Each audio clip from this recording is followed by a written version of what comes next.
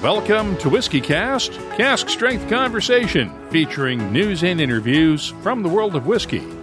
I'm Mark Gillespie. This is episode number 930 for March 2nd, 2022, featuring our Happy Hour live webcast from the other night with Dr. Don Livermore.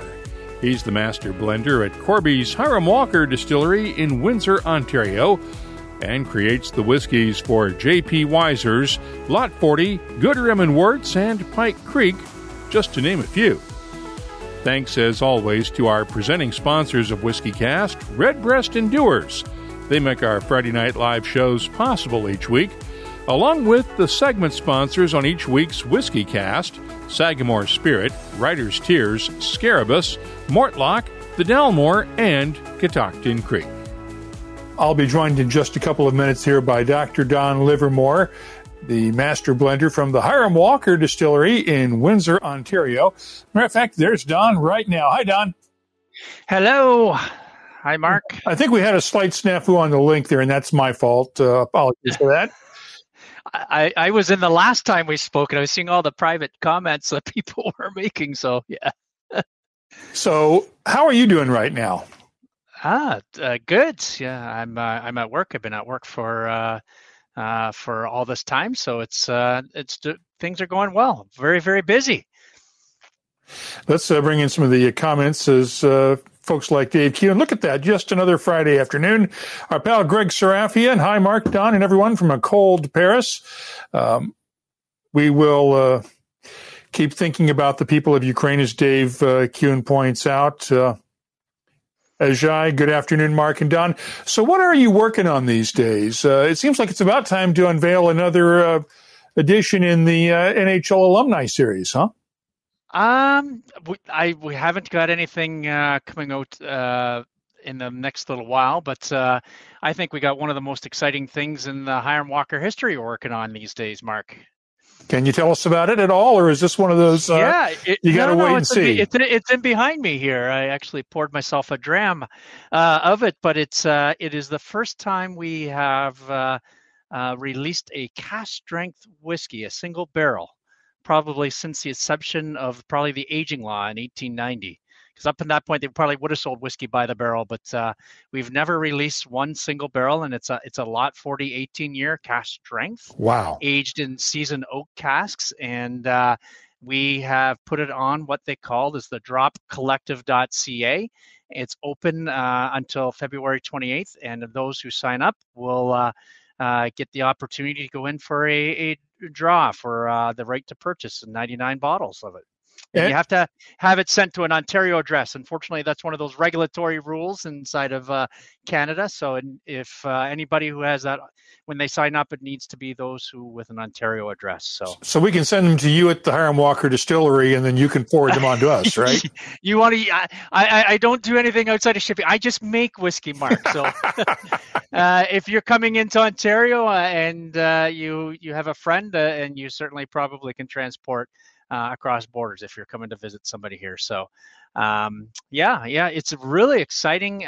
We released 18 bottles of it just prior to Christmas, and in the traffic jam on the dropcollective.ca was just incredible.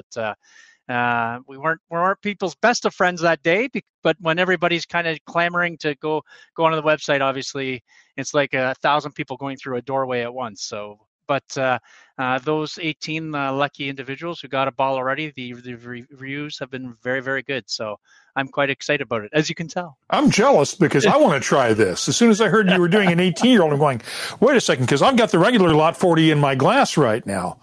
And it's always been one of my favorite Canadian ryes. And I'm just going, I got to try an 18-year-old. Yeah, it's one thing that we've, and cheers to that, by the way.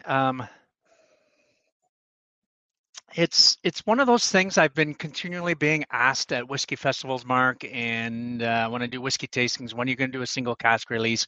And I kind of always hesitate because, as you know, Canadian whiskey is more around blending and that sort of thing. But as you know, our brand with Lot 40 is 100% rye, pot distilled and aged in new wood.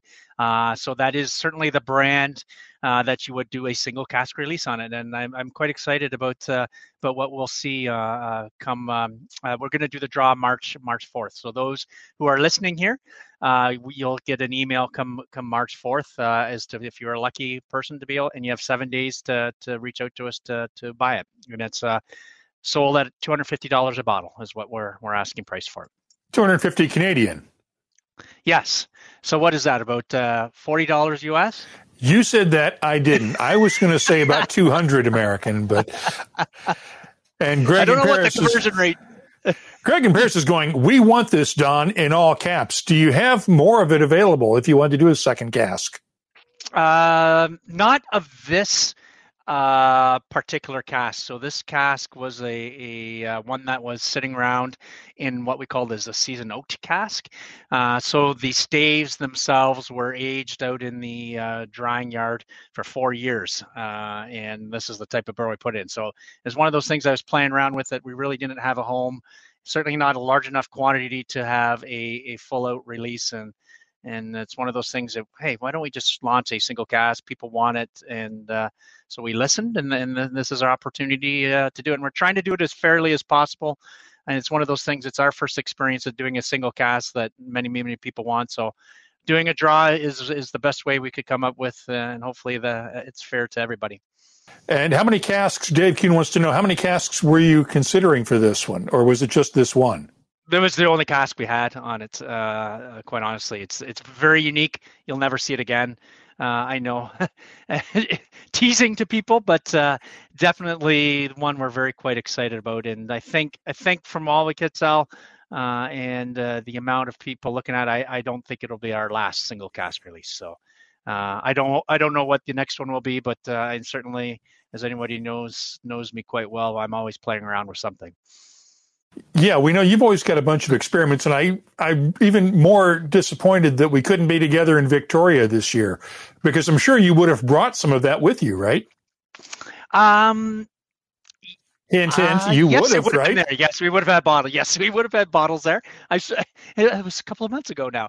But yes, it would have had some bottles. And I was actually teasing out some Lot 40 that have been aging in some port casks as well. That was one of my intentions. That's at a cask strength. That's one of the ones I'm kind of thinking at the moment. Is it ready to be released?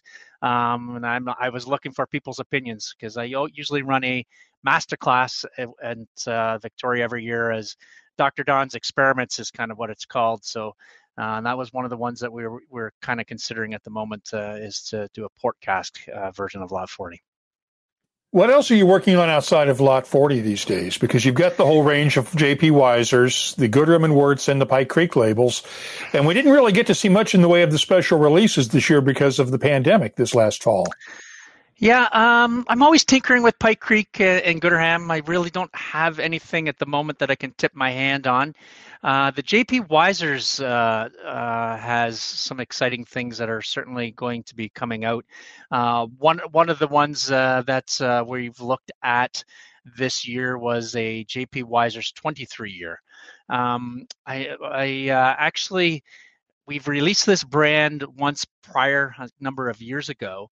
And as you know, I tease it out at whiskey tastings, and I happened to do a whiskey tasting with a group out of Sweden.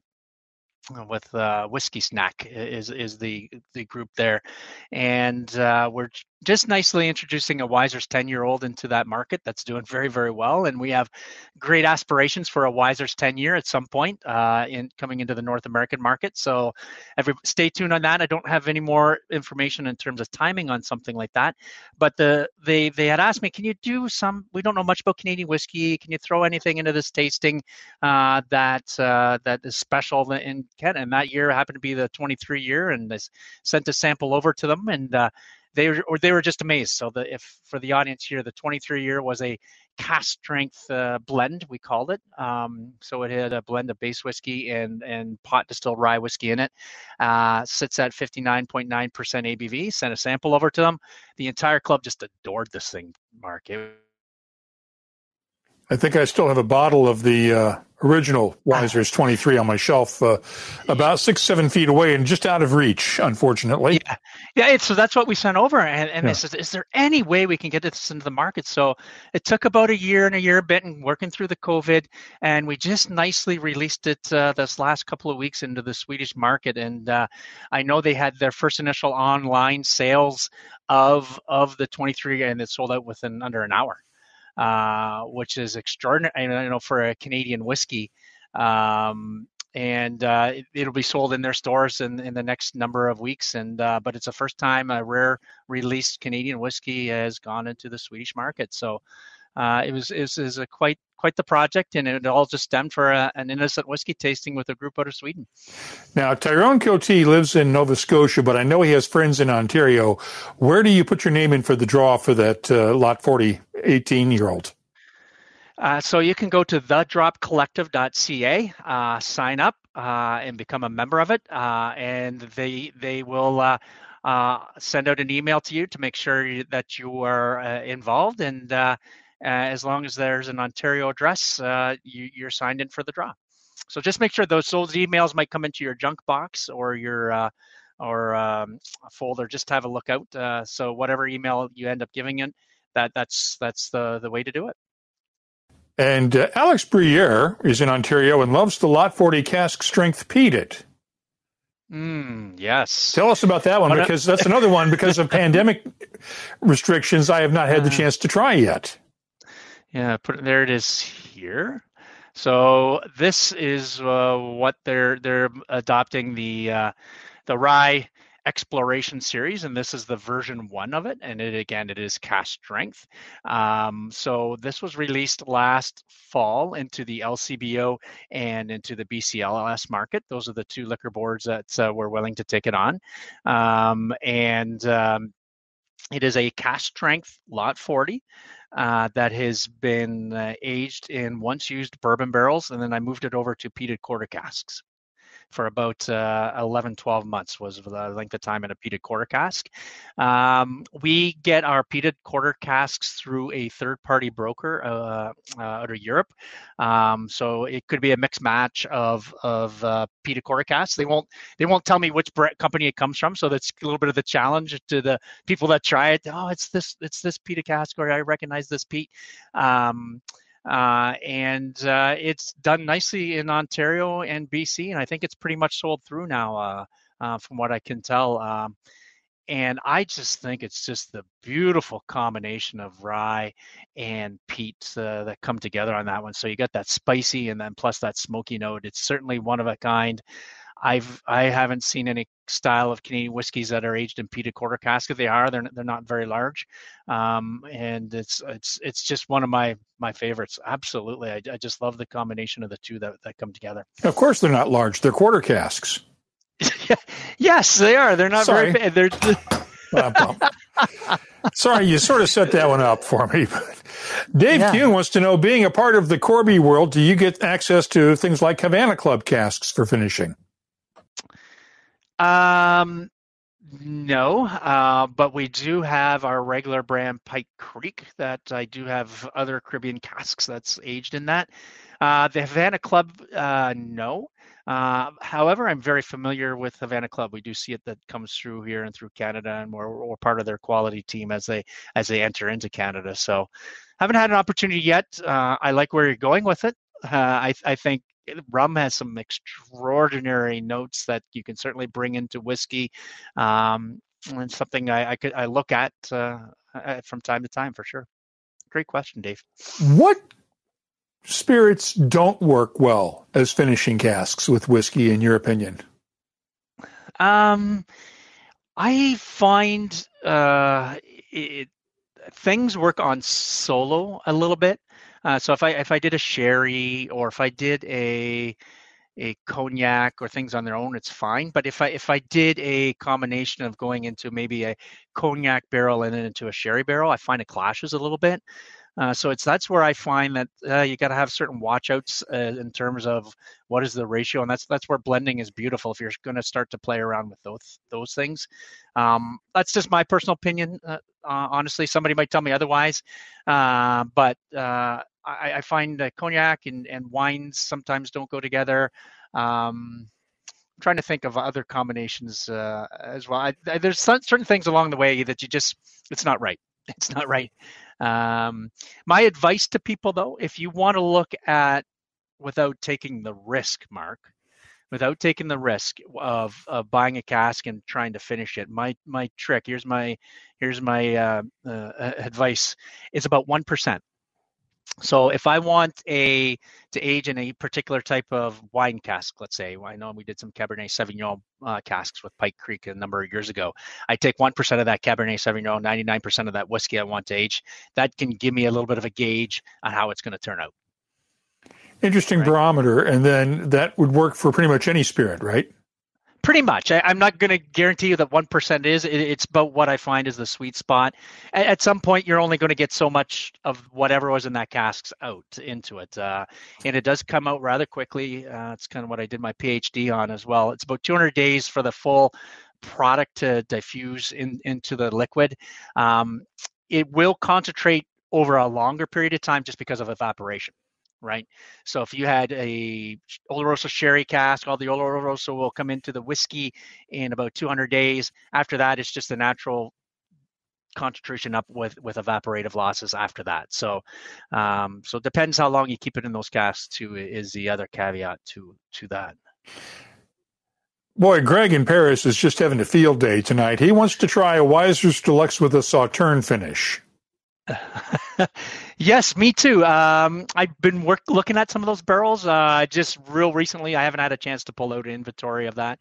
Wiser's Deluxe is actually doing well here in Canada after the last year. We're keeping ahead of pace of what Canadian whiskey growth is, which is fantastic. So a large brand like Deluxe as our flagship brand is keeping pace here in Canada, and we're actually seeing nice growth with it in the U.S. at the moment too. So, which are good signs, and I think we're seeing a turn and some interest in Canadian whiskey.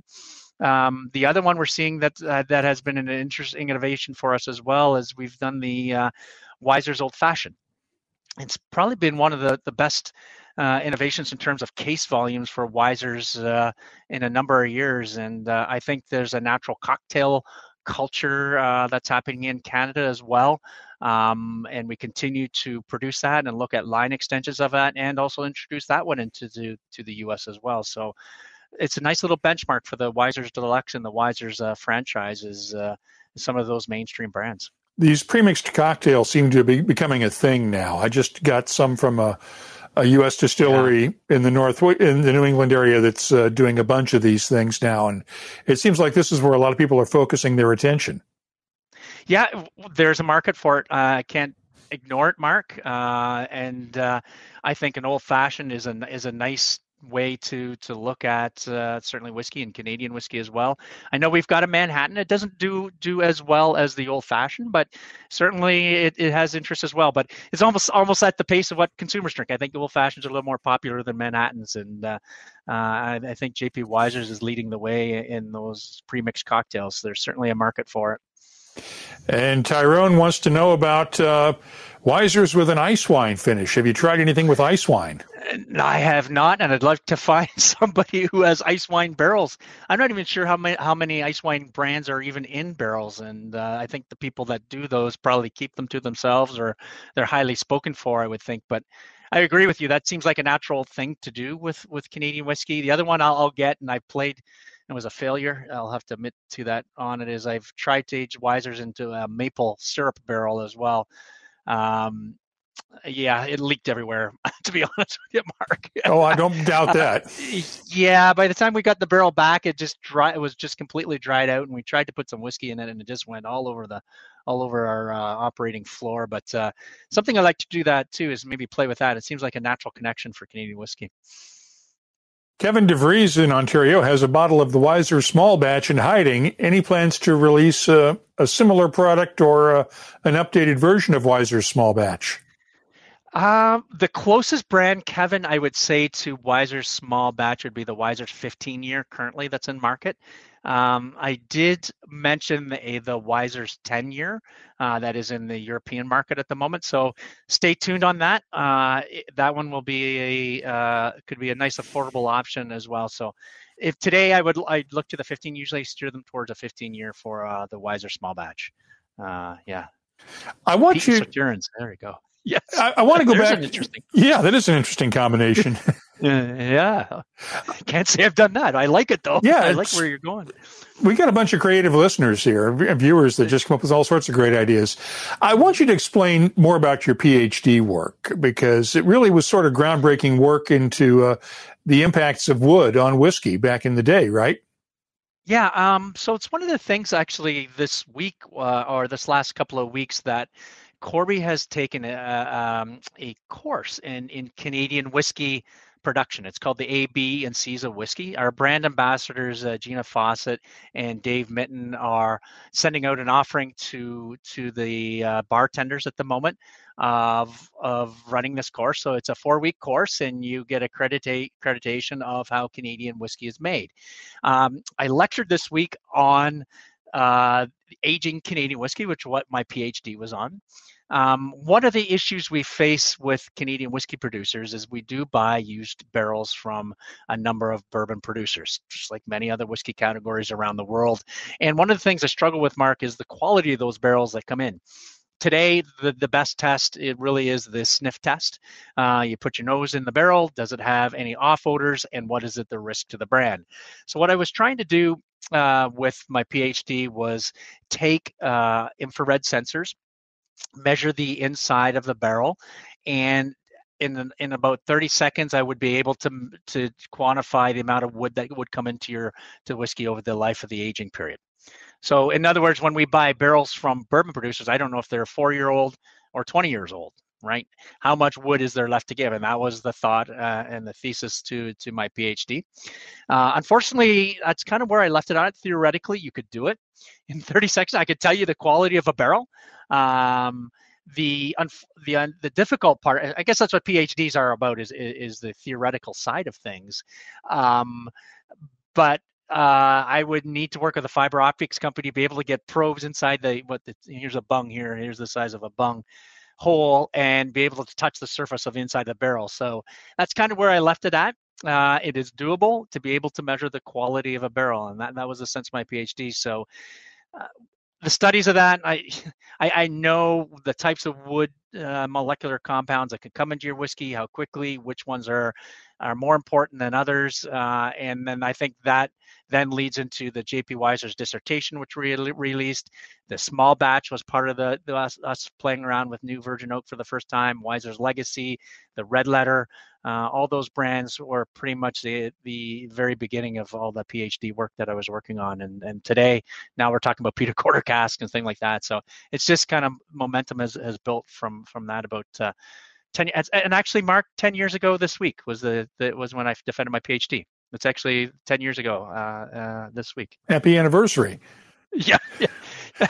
Don't want to do that again, defend a PhD, but yeah, it's been 10 years since I've completed it. Does it matter where on the inside of the barrel the probe touches? Or could you use it, put the fiber optics onto a longer probe and touch the bottom of the barrel through the other side of the barrel through the bung? You got to get under the char surface, because the way the light would reflect off the black char, you got to get underneath the surface where the interaction will occur with your whiskey. So that was another takeaway in the learning, which is the challenge is how could you get a fiber optic probe into a barrel and then get it so it's now touching all the different surfaces of the barrel. But I see where you're going with it, because you're thinking, is a used barrel because of the evaporation? No. Oh, I thought that's where you're going to ask. No, I'm thinking the heads, the inside of the heads, because the heads are only toasted. Yeah, some are charred. Depends where you're buying them from. But yeah, but most of the time they're just toasted. Yeah, I got one here behind. I can pick it up in front of my camera if you want. We have some that are charred as well. Okay, but not every cooperage chars the heads, but that might be a way to do it. Yeah, Yeah, I was a little concerned when I was doing a PhD. It depends if you have the way the barrels sit, right? As it ages over time, or is there some staves and some sections that are going to give you a higher concentration of wood, more so than others? That was where I was thinking you were going to ask the question, but I mean, I think at the end of the day, there's lots of research that could be done with barrels. I mean, what is the sweet spot for burning it in terms of temperature to get vanilla or more smoky or spicy notes? And I think that's the fun part about whiskey, Mark. I mean, there's so many things that you can do around barrels and how you burn it and temperature profiles and toasting and that sort of thing. And yeah. Keeps me up at night, Mark. Yeah, but how do you get to work with the cooperages if you're buying mostly used barrels to actually experiment with some of this stuff? We do work with coopers. We have some in Kentucky. We got a couple that in Kentucky we work with, and then there's one in Europe that we work with as well. That we're working for certain specifications and certain quality types for the barrels. So they'll sell us new barrels just like they would a bourbon producer. I think that's the wonderful thing about Canadian whiskey. We're just not held to putting it into a new barrel. I mean, we can put it into different types of bourbon barrels, wheated bourbon barrels, like I mentioned, sherry and cognacs and Sauternes barrels earlier. I mean, that's the beautiful thing, and I'll keep coming back. Is blending is beautiful. I mean, you can bring a lot of characters into your whiskey, and it's fun. You can tell I have fun with it. Yeah. Now, the question I have is, if you take that same whiskey and put it into a ex-wheated bourbon barrel compared to an ex-rye forward bourbon barrel, will there be a difference in the end, in the taste? Yes. Yeah, absolutely. You'll see the difference. You'll see the components that will certainly distinctive of wheat, and you'll get that certainly that bready is usually the descriptor I'll use around the wheated bourbon barrels. And then the rye bourbon barrels, you'll get that spice. You get the spice. Now, for me, I probably wouldn't look for a rye bourbon barrel because we make rye anyway, a lot of it. So I can blend rye in it naturally. If you follow my line of thought, yeah. So it's a rye. Most bourbons use rye as the flavoring grain, so that's why. That's right. Yeah, and since we do 100% rye fermentations, it's not a big deal. Now, the wheated bourbon barrels, we don't do a lot of wheat, and it does give an interesting flavor when I put it into our base whiskey. So. Yeah, again, the options are wonderful when you can buy those casks, or they're only like 6 hours from us, a lot of the bourbon producers. Oh, this is a good question from Whiskey Canuck. Is there a difference between the possible fuels used to create the flame that you char with? Is it limited to the temperature they burn at, or could there be chemical interactions too? We don't see a lot of people using wood fires anymore to char barrels, but usually it's just natural gas or propane, right? Yeah, I don't know. I can speculate if you want, because I've never really tried that. I do believe at certain temperatures the breakdown of wood will differ. We know that for sure. There is a sweet spot that we know lignin will burn at. There is a sweet spot where we know cellulose and hemicellulose will burn at. So yes, temperature is very important, and I think that toasting you talked about, and I believe if you probably hold it at a temperature for a longer period of time, I think that will also help too. So I think these are the experiments that wood producers are working with all the time, is what are the different ways they can break apart cellulose and lignin to help bring those characters out. Now, I'll also say too, breaking down a barrel with a flame is one way to break down a barrel, but you got to remember this too, Mark, is alcohol is a good solvent. It's called ethanol lysis. Alcohol will chip away at the large molecules of cellulose, hemicellulose, and lignin. And I believe those are larger molecular compounds that we can't even measure that gives a certain texture to your whiskey. And that's where I think, rapid aging and stuff like that, you'll get a certain flavor profile. But I also think there's a natural degradation to a longer aged whiskey to give a different texture or different percentages of different things added too. So there is the burning barrel part of it. But on the other side, you got to remember that alcohol will chip away at a barrel and create larger molecules. So I didn't realize I'd get into this kind of depth, Mark. But sorry. Oh, we always do every time we start talking with you. We go I mean, this is geek paradise for whiskey lovers. I mean, we're just having fun with this one. And Ajay wants to take that course with Gina and Dave. How can he get hooked up for it? I would just keep in touch with Ajay, with Gina and Dave. They have been getting inundated. They didn't realize the demand. They first wanted to offer it to our key customers and the bartender community, but the casual whiskey fan is also have been inundating them with them. And I've been after them. I said, you got to do a next course, and open it up to it. And they have aspiration to do that, Ajay.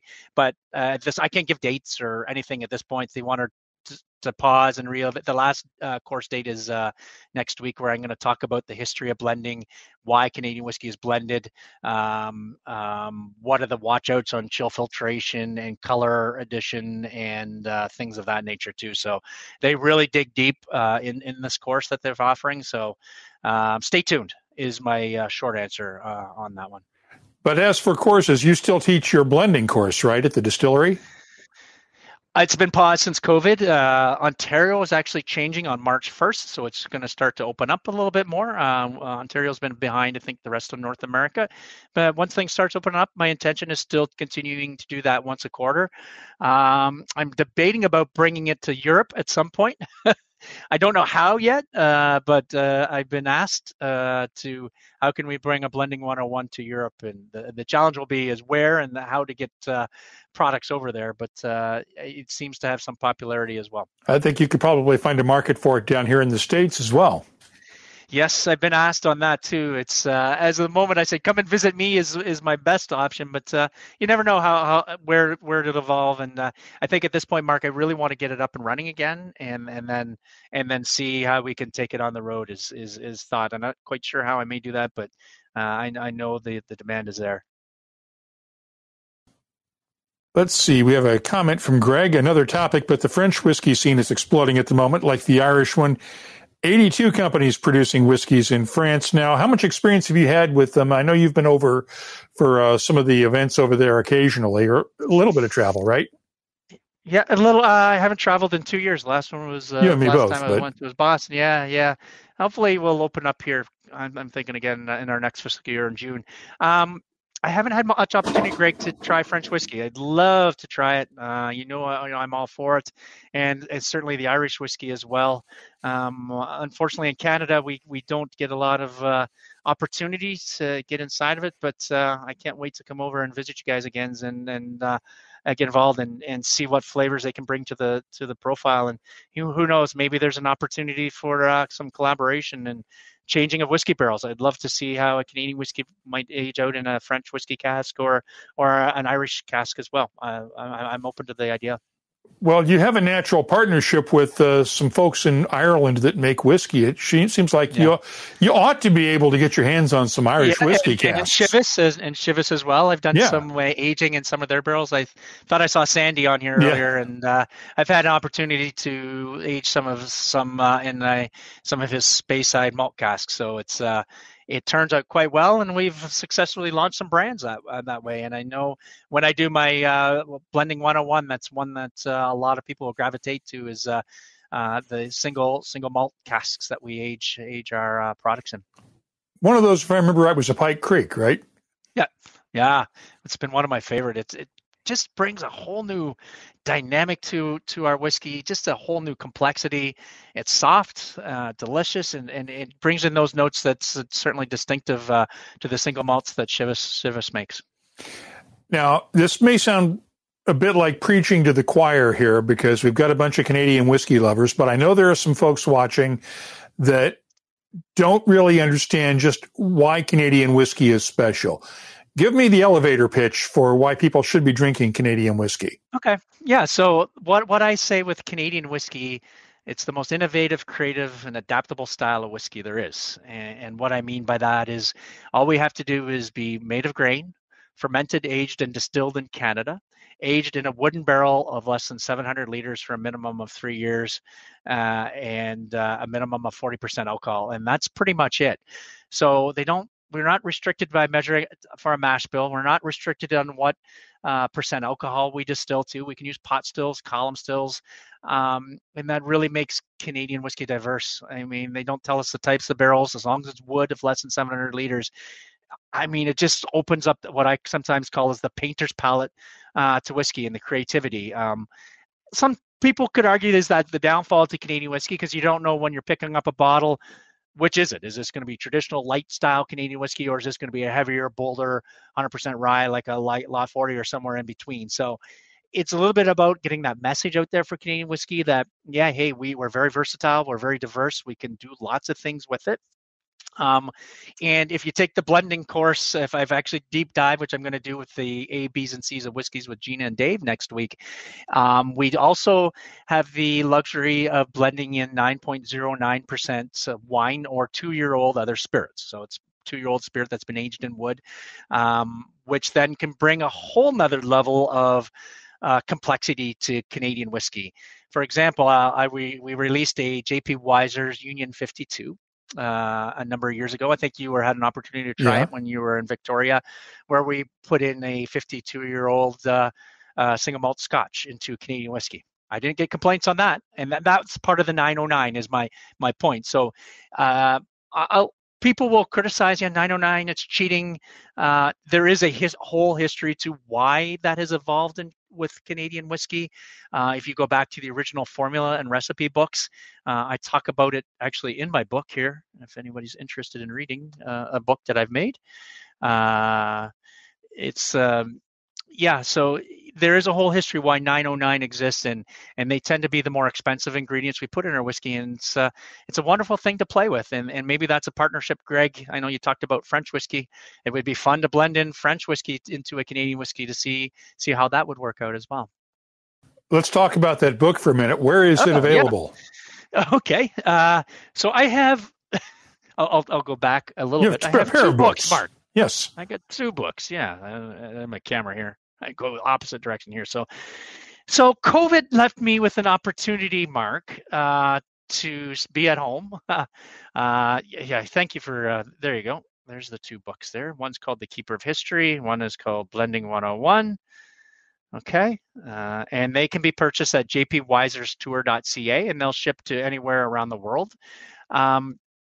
So what I had done during the COVID, I was at home, not able to travel anywhere, Mark, and so I just started writing a book. So I do a lot of these seminars, and everything else, and everybody's always looking for slides. So I took the opportunity to sit down and write down all the things in quite detail, and I completely wrote it and sent it over to marketing and asked them, what do you guys think of this? I said, do you think this would be something that we could do with Round Canadian Whiskey? And they just, oh yeah. And they started reading it, and they said, you actually got 2 books here. And I said, well, what do you mean? One really focuses on the history of Canadian whiskey and what you brought to the industry, Don. That should be book 1. And book 2 is more technical in terms of distilling and fermenting and aging, and more around the whiskey wheel that I have here. And I actually talk about old original recipes, the very first recipes in Canada. I actually write them in the book, Mark, and talk about the 909. I talk about chill filtration and caramel coloring and all those things. And so I split the 2 books apart, and they've now become available. And we didn't put it on Amazon or anything like that. We just selling it through our brand center. And we've actually went through the first edition already. We printed about 650 books of each, and then we ran out of them in a matter of 4 or 5 months, actually. So we're just about to print the second edition, and from what I can tell, thanks, Mark. And it's been going quite well with it, actually. I'm actually thinking about doing an electronic version of it if we can, looking into it, because that's one of the asks people have had. I mean, it's kind of cool. And the reason on the titles of the books, Mark, The Keeper of History, I had my old boss, Jim Stansky, when he hired me, and actually 10 years ago, next week is my 10-year anniversary as the master blender as well. He always told me, Mark, that you are the keeper of history. And I said, what does that mean? I know I can memorize the history of Canadian whiskey. I can read Davin's book. He says, no, that's not what I mean by it. He says, you understand and why we do things today. Why did we do this? Why did we not do this?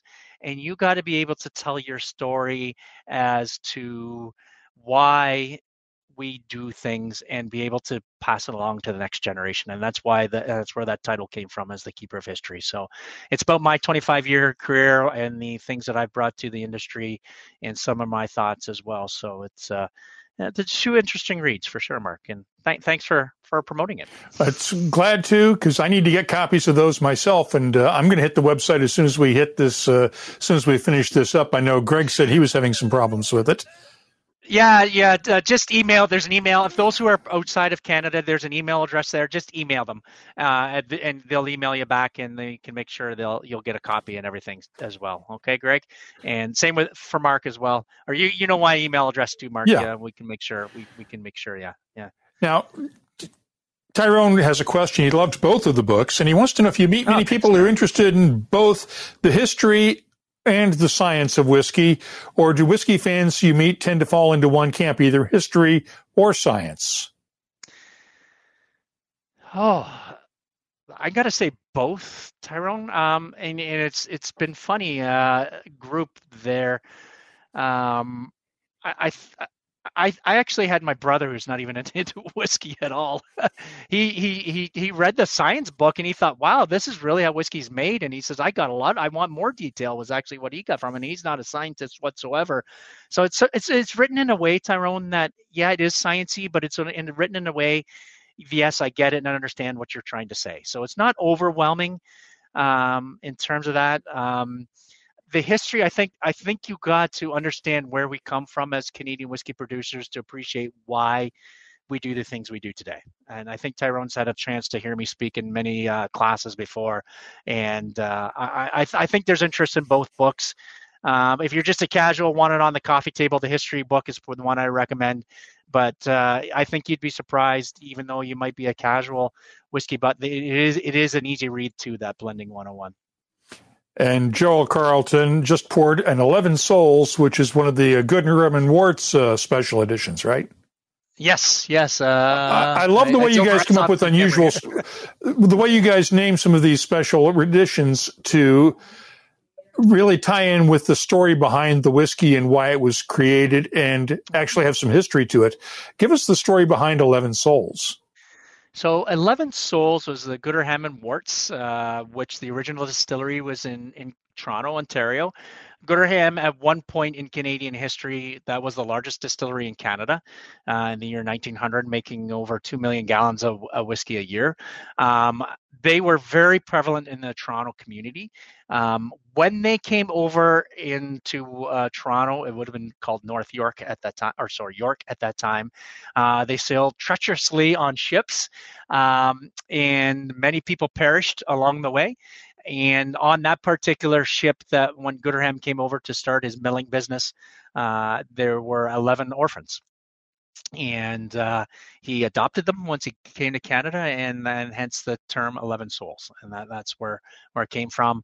The other thing is, I always like to match the marketing side of things when I'm making the whiskeys. That's probably the most complicated blend that we've made to date. Inside of it, there are certainly 11 different ingredients as well. I know when we handed off the recipe to our blenders, they were ready to strangle my neck, Mark. What do you mean? You're putting 11 different ingredients in? But if anyone's blenders on here, on an industrial scale, that can get quite complicated in a hurry. But certainly one of my favorite whiskeys that we've made along the way. Given that some blended scotches are made with as many as 40 or 50 different whiskeys, I don't want to hear them complaining about 11. I can't. Yeah, I can't even imagine putting 40 or 50. I've had thoughts of doing things like that. To be honest with you, is my 25-year anniversary was the company was last year, and I thought about doing a 25 blended whiskey, but it didn't get too far, Mark, shall we say? But I thought maybe someday we'll make an extreme blend somehow, some way here. But always the challenge is actually the challenge is excise when you're doing those things. Because when you're doing a larger blend for us in Canadian whiskey, they don't tend to be large volumes. So then you're dipping into barrels and you're taking out a quarter of a barrel or a third of a barrel. Usually excise deals with us in whole barrels. So that ends up and how you report that to them in terms of taxation is probably the larger challenge to a distillery, actually.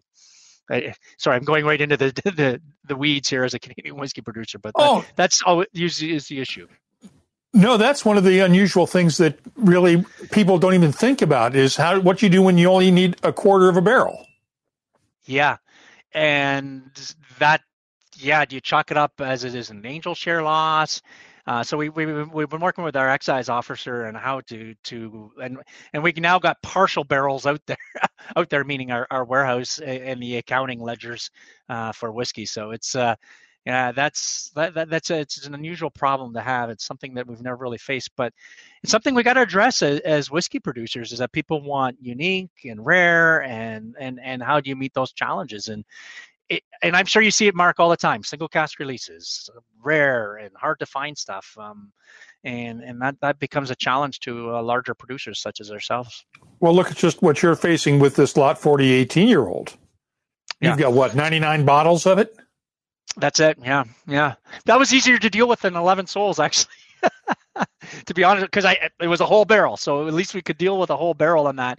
Now, for us to run it through a chiller, the challenge for us to do it on a small scale is. Please tell me you didn't chill filter this one. We did chill filter it. We did. Done. Oh, Mark, it doesn't make a difference. But it's the principle of the thing. I can show you some flock. I don't want to show a flock. Show us the flock. People don't see flock because it never gets to us. I don't know if I have. We never get to see flock because it never gets to us because of all the chill filtering that goes on. I don't know if I have one in my cupboard here. I'd love to show one on camera. Sorry, I'm off camera, guys. It's okay. You can still hear me. And flock is the flocculation. It's the residual oils and things that are sort of stay solid in a whiskey that isn't. Yeah. And I'm trying to explain for folks. It's the kind of stuff that makes a whiskey cloudy that marketing types hate because it makes the bottles look inconsistent on a shelf. But whiskey lovers love because it adds extra flavor, in theory. In theory. I know I've run panels on it. I don't know if this one here or not. And as Dave Kuhn says, make whiskey oily again. Can you see it? Sorry. You can see, you can see a little bit there. Just hold it steady and you can see it floating around. It's the little spots that are floating around. Yeah, and it's more of a hassle when consumers don't understand, right? You can see that. Sorry, I didn't even intend on getting onto this today. It's people fine. Don't know. That's the challenge we have. Sorry, it's not the best of camera to show that, but it's not the highest resolution, but whiskey we can get. Yeah, if you shake it up a little bit, you can see it moving around in there. I can see see it on here. It's just the little dark spots that are moving here against. If you look against the white wall in the background. Hold it up against the white wall in the background, and we'll see it a little easier. Yeah, you can see the. Little bits of crud floating around in there. Yeah. That's an issue, especially when the new barrels like that one. Man, I didn't think I'd get into that. Yeah. But it's tougher to explain that to an everyday consumer. I know your consumers get it, Mark, but our audience gets it. But for an everyday consumer, it's a tough explanation. Honestly, it is.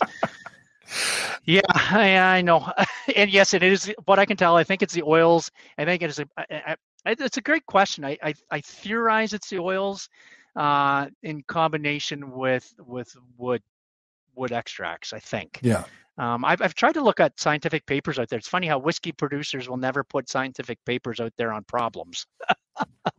But for you what can I be the speculate first. that's what I speculated is it's like you said, those fatty acid esters. It's the stuff that doesn't dissolve into the solution. Yeah, that's right. That's right. And honestly, we've tested our panelists. I mean, I actually got sitting here beside me. Because people have asked me about this many times. Chill filtration, can you actually tell a difference? And I said, really, the only true way to do it is take the exact batch of whiskey before filtering, take it after filtering, put it in a colored blue glass, and do it that way. And we've done that with our panelists, and within a 95% confidence interval, they can't tell the difference in a triangle test. Does it take something out, chilling? Yes, it does, Mark. I can't say it doesn't take something out. It has to, right? Because it doesn't follow the solution. But from a sensory profile, we couldn't do it. So I got lot 40 sitting here. We just did it the other day. So I got a case of unfiltered, and maybe one of these master classes one day I'll put it out there and just see if people can tell a difference. I get asked about it, so I collected it here. So someday when I do a master class, maybe I'll challenge the audience. I wonder if the difference might be in mouthfeel and texture instead of flavor. I think so. I tried it on the one we have here. I think I could get it, but then I got just so exhausted. Not exhausted, but you know what I mean. Your palate gets burned out. Yeah. Yeah. That it's just, man, within the first couple of sips, and then after that, you just can't tell. So, I mean, I don't doubt it. I mean, all I can do is comment on my own whiskeys, Mark. Other people's whiskeys who distill differently, maybe it's more of an issue, but I can only comment on the ones we make. So Whiskey Canuck wants to know about the impact that humidity control has on aging. Yep. Yeah, great question. I answered that the other day in the ABCs of whiskey. In humid climates, the alcohol strength will go down during the aging process. In arid climates, like the southern Alberta, the strength will go up. So for Kentucky and here in southwestern Ontario, where we're located, the strength will go down over time. And I find over about a 10-year period, we'll lose about 4% alcohol. It's kind of sits where ours sits at. And our humidity level is, I think, around 50 to 70% humidity in our area. That's kind of about the average humidity level. So, yeah, good question. It would be hard for you to do humidity control and temperature control in those warehouses, given the temperature extremes over the course of the year. Yeah, you couldn't. When I was doing my PhD, though, I must I could put up some slides if you want. But I was doing my PhD. I actually had it in a controlled room, the whiskey barrels that were aging, and it was in a room controlled and in warm, and the actual strength went up. And I figured the relative humidity was probably 30 to 50. So it was under 50, whereas in our aging warehouses are over 50. I don't know if 50% relative humidity is a sweet spot per se. I don't know. You'd have to have a really controlled room to start understanding where does it flip from reducing, and I don't know how you'd even begin it. You'd have to have lots of money to test something like that, I think, and rooms with certain humidity levels. And at some point, you get to overthinking it too much, and yeah. Why would you want to do it? I guess, yeah, but it'd be a fun experiment, I guess. That's one of the things where you need a warehouse X like they have at Buffalo Trace, where you can do experiments like that. Yeah, and if they can control relative humidity, yeah, that would be a fun experiment. And then how would it actually control it with temperature? I'm sure that has a factor in that as well. And then the entry strength probably makes a difference too. I mean, there's lots of things that you can play with when you talk about barrel proof and relative humidity. So what questions do we still not know about whiskey? What do we still not understand? After all the research that's been done over the last 150, 200 years or more, what do we still not quite get? I think one of the things that is the big challenge for us is the quality of incoming grain a little bit. I know I talk about our gatekeeper, and you've met Christy at our grain elevator, Mark, of smelling the incoming grain and looking for the off odors in it. I think that's a big challenge to whiskey producers, and in particular Josman, in terms of what will it eventually connect and look like after the distillation process. I don't know how you take a 40 metric ton truck and say, yes, this is good quality, or is there a rapid method to say, yes, this is going to cause us an issue, or is this not going to cause an issue? So I think that is one scientific thing that's a challenge for us. I think, I don't know if we'll ever solve it. The angel share is another one. I don't know how you solve that one. And I know we talk about it all the time, but think about the volatiles that come off all the whiskey barrels all around the world. I don't know how you solve that one. And I think many people have tried and almost gone bankrupt trying to solve that angel share loss. So that's a challenge for us if I was to look at it. I think malt is an interesting one. I know you're probably starting to see smaller whiskey producers start playing with different styles of malts. I think that's an interesting place to play. I think another interesting place to play is taking it from the rum world is sour mashing or dunder. A little bit. I think there's microorganisms out there that create very interesting esters, very interesting flavor compounds. When distilled, could give you some interesting flavors in your whiskey. So I think there's lots of places you can play and study. It's just a matter of hitting what consumers understand. So you got to connect the marketing side of it. Today, I would say consumers connect to barrels and understand a barrel and get a barrel and barrel finishing. My biggest challenge is I'm getting into the twilight of my career is I got to start setting up the next Master Blender for what are their challenges are they going to look at in the next 10 years. I would suggest one of those challenges ought to be single malt. We've seen a bunch of good Canadian single malts coming out, but you guys haven't done one yet, right? I've got one aging. It's just not ready yet. I've tested and learned it. Yeah. I've tested and learned a single rye malt and a barley malt. I think it's 5 or 6 years in. I can understand now why a lot of single malts in Scotland are 12 years. It's just not ready to even come out yet. So I've looked at it as a 6-year-old. Yeah, it's got a little bit to go yet. So I have made some rye malts and some barley malt, definitely. So I think that's grain. I think you've touched on a point there, though. I think grain is one that people get and understand. I think that is the next one, and obviously I've done some work on it, and hopefully setting up the next master blender to be able to release it. Tell me about your process for identifying your successor. How do you go about deciding who's going to be the next master blender? That's a loaded question. There are people here that could take over my role. I don't think I'd be responsible in doing my job if they weren't able to do it. So we do have a team of individuals here that can easily step into my role. So I'll start with that.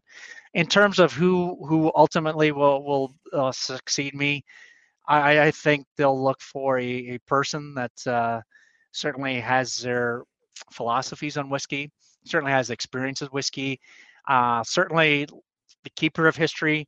Why did we do things so you don't do the mistakes that Don did or the mistakes the previous blender did, and why we put things away? So I think somebody's going to have to be in a role for a number of years training up to it. And that's probably not something that's unexpected for you.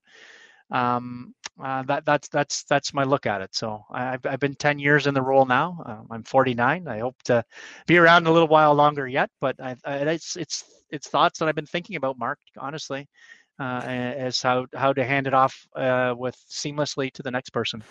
Well, you have to keep that in mind, because it's part of the responsibility is to make sure that the next generation is ready in case you get hit by an errant hockey puck or something while reffing one night. I lost 3 teeth doing that. Win the lottery is like I got told that once. I said, you got to say win the lottery. If you win the lottery, right? Yeah. And I gotta, that person's got to be around. Is why am I putting things away now? Why am I putting single malts away? What was my thought process of that? The other one I'm thinking about is specific varieties of grain, and the other one I'm thinking about is yeast. You've heard me talk about that before as well, Mark. That I think yeast is an underplayed thing, and you're starting to see producers. I know Four Roses is probably the best at it. Is when they're talking about yeast, but you're starting to see. I think other producers start talking about it. Is why is the unique yeast strains giving this property to your whiskey? Well, with that, we have killed an hour of your time that you're never going to get back. And Don, as always, I appreciate the time. Thank you for joining us tonight. Dr. Don Livermore from the Hiram Walker Distillery in Windsor, Ontario. Show us the books again so people can take a look at them. And jpwiserstour.ca. We'll put that address up again. Yeah, and if you're having a problem, there's an email address on that site. Just email that email address, and they'll take care to make sure you get copies of the books. All right. Thank you, Don. We appreciate the time as always. That's our Happy Hour live webcast from last Friday night, February 25th, 2022, with Dr. Don Livermore of Canada's Hiram Walker Distillery. This week, we'll have one of our Writers' Roundtable sessions. We start at 5 p.m. New York time Fridays on the WhiskeyCast YouTube channel, our Facebook page, Twitter, and Twitch. If you have comments on this or any of our podcasts, we'd love to hear from you. You can always find us on Instagram, Twitter, and Facebook at WhiskeyCast, or you can just email us. The address is comments@whiskeycast.com. Thanks again to Dewar's and Redbreast, our presenting sponsors, along with the Dalmore, Mortlock, Catoctin Creek, Writer's Tears, Sagamore Spirit, and Scarabus, the segment sponsors on our flagship WhiskeyCast podcast each week. WhiskeyCast is a production of Cask Strength Media, copyright 2022, and comes to you from the charming, yet regrettably dry town of Haddonfield, New Jersey. I'm Mark Gillespie, reminding you that when you drink, please drink responsibly. Thanks for listening.